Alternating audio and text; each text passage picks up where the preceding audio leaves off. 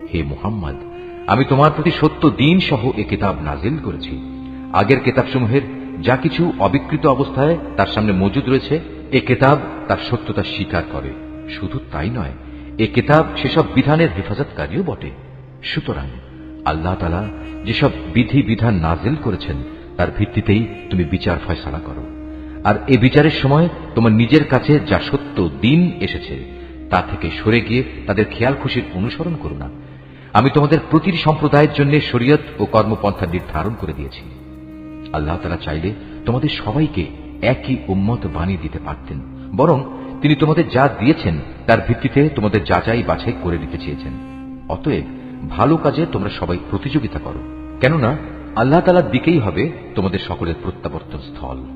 এখানে তোমরা যেসব বিষয় নিয়ে মতভেদ করতে, অতঃপর তিনি অবশ্যই তা তোমাদের স্পষ্ট করে বলে দেবেন।